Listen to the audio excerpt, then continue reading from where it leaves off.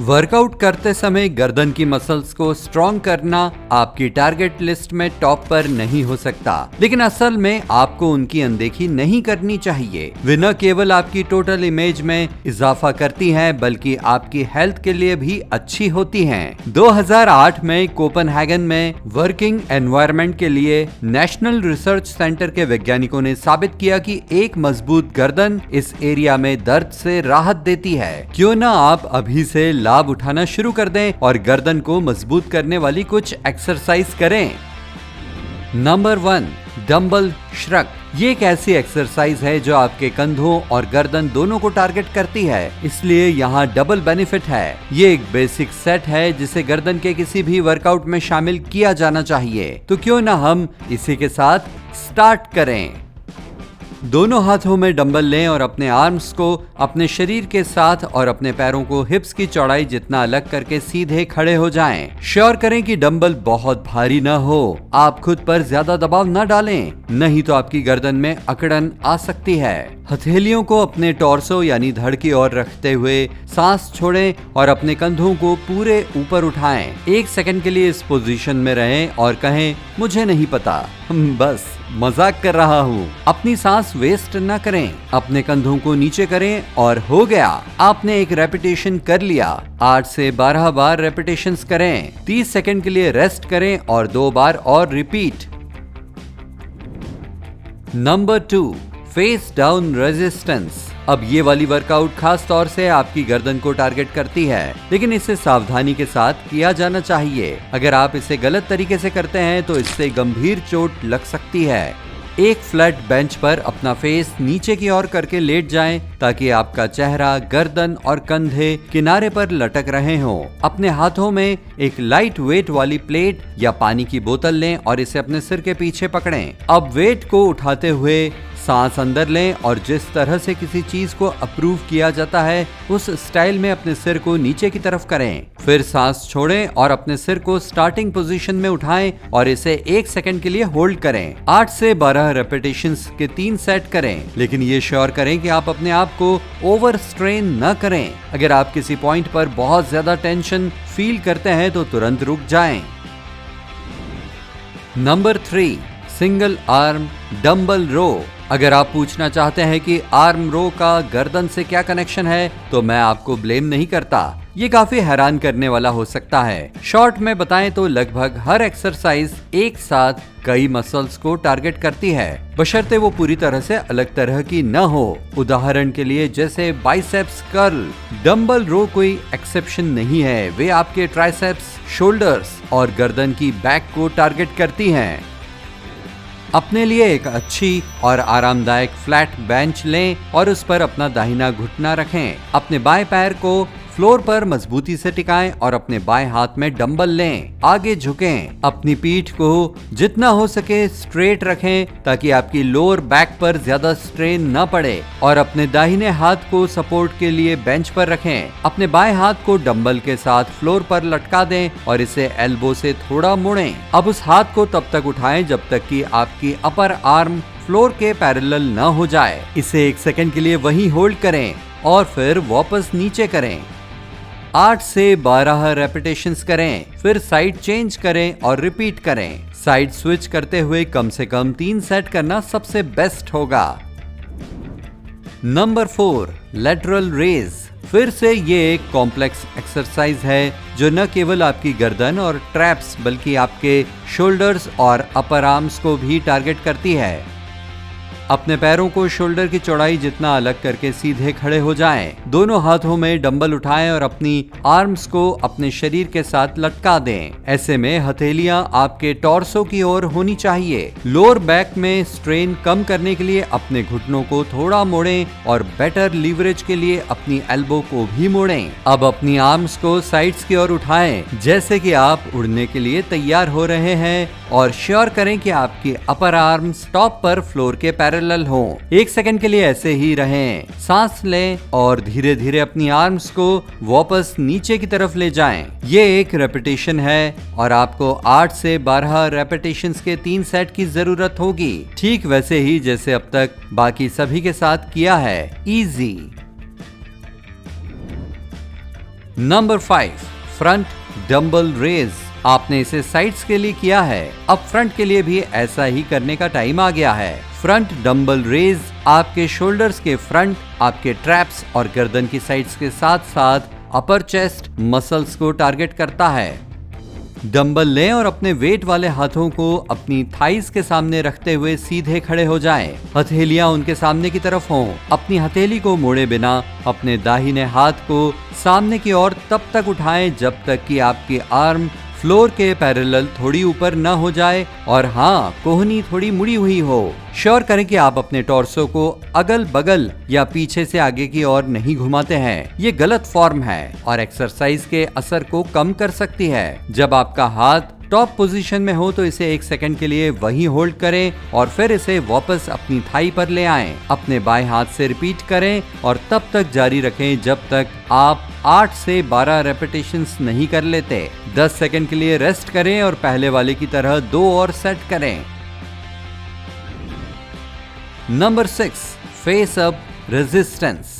हाँ, आपने इसकी फेस डाउन वाली मिलती जुलती फॉर्म पहले ही कर ली है और अब आप इसे दूसरी साइड से करने जा रहे हैं। ये लगभग एक स्टेक को फ्राई करने जैसा है। आप जानते हैं, अगर इसे केवल एक साइड से किया जाता है तो ये कभी रेडी नहीं होगी। आपकी गर्दन के केस में फेस अप रेजिस्टेंस के साथ आप अपने ट्रैप्स, डेल्टॉइड मसल्स और गर्दन के बैक पार्ट को टारगेट करेंगे।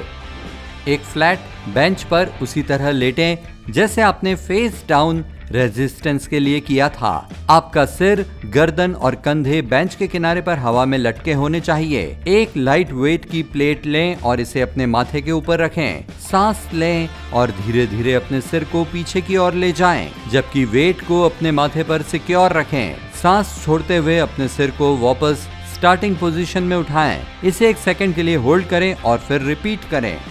फिर 8 से 12 रेपिटेशंस के 3 सेट आपके लिए काफी होंगे।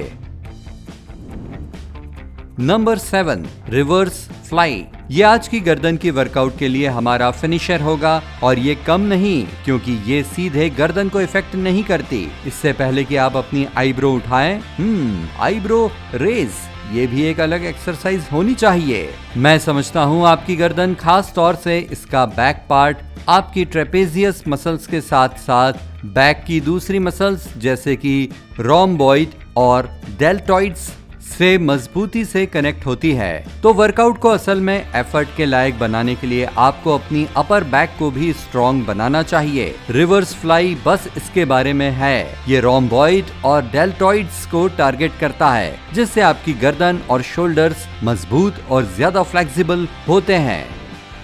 एक बेंच पर अपने घुटने मोड़कर उन्हें एक दूसरे के बगल में रखकर बैठें। दोनों हाथों में एक डंबल पकड़ें, आगे झुकें और अपनी आर्म्स को अपनी काफ्स की साइड्स पर लटकने दें। अपनी एल्बो को थोड़ा मोड़ें और अपनी हथेलियों को इस तरह बेंड करें कि वे आपके काफ्स को फेस करती हुई हों।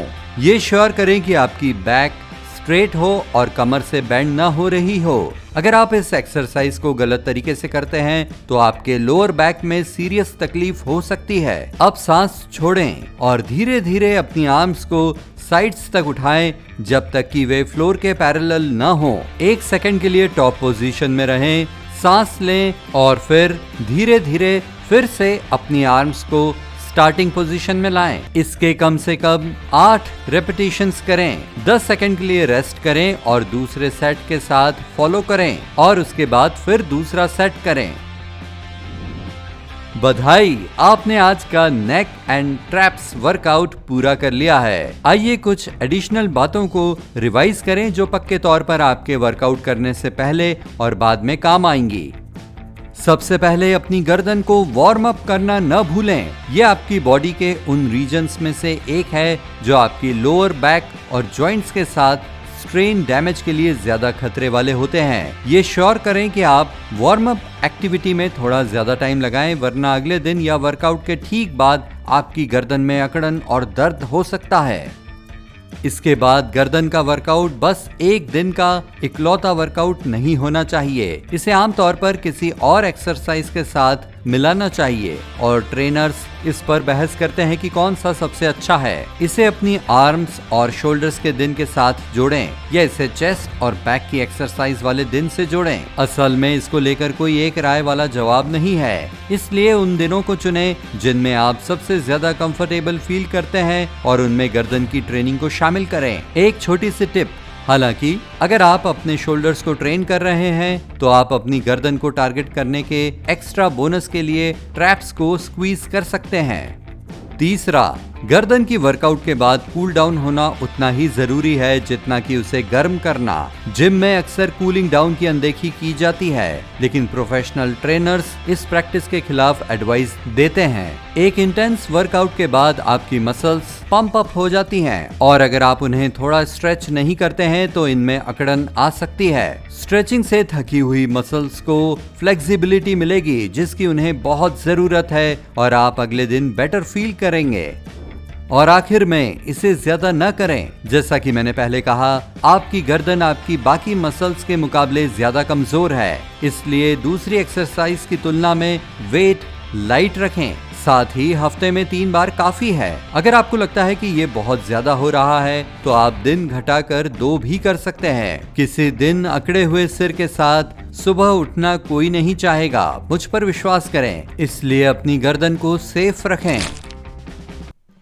क्या हम ज्यादा नहीं जानना चाहते? मेरा मतलब है, हर महीने दुनिया भर में लोग लगभग 2 करोड़ 40 लाख वेबसाइट बनाते हैं और 7 अरब से ज्यादा सवाल गूगल करते हैं। इसका मतलब है कि शायद ये आपके फोन को बंद करने का समय है। अभी नहीं, वीडियो देखने तक वेट करें और एक बोल्ड और अच्छी दिखने वाली जॉ लाइन हासिल करें।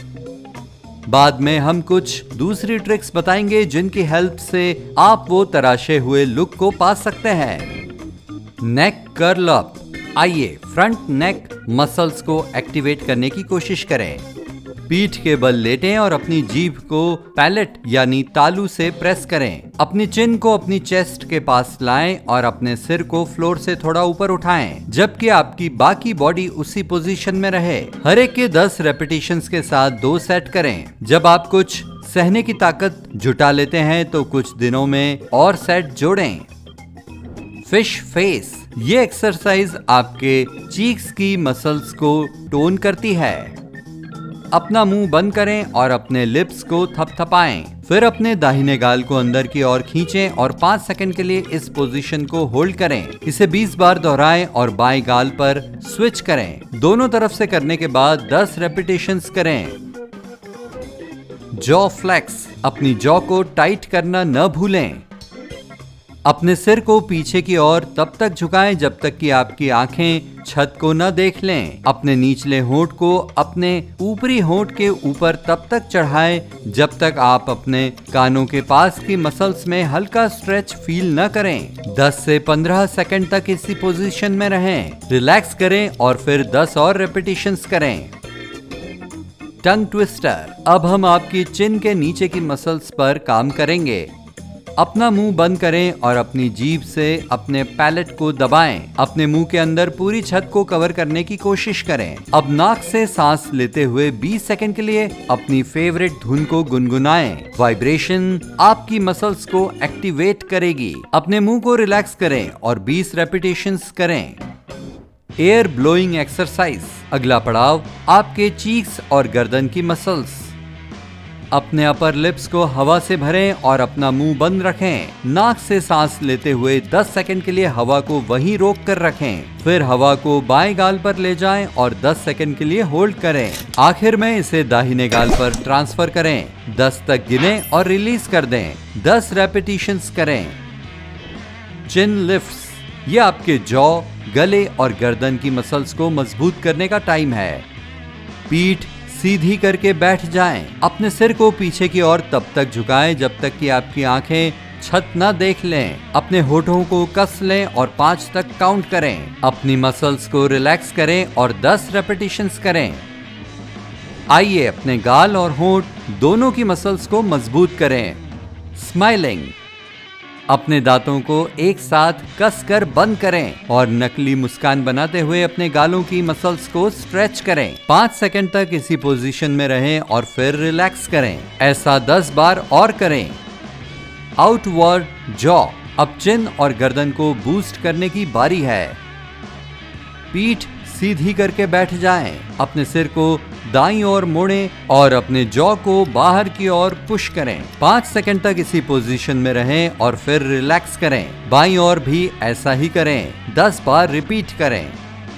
अपने जॉ की मसल्स को फ्लेक्स करने के बारे में जानते हैं। Jaw drop. बस अपना मुंह खोलें और अपने जॉ को नीचे की ओर स्ट्रेच करें। ज्यादा जोर से स्ट्रेच न करें ताकि किसी भी तरह की चोट न लगे। 5 सेकंड तक इसी स्थिति में रहें और आराम करें। 10 रेपिटेशंस करें।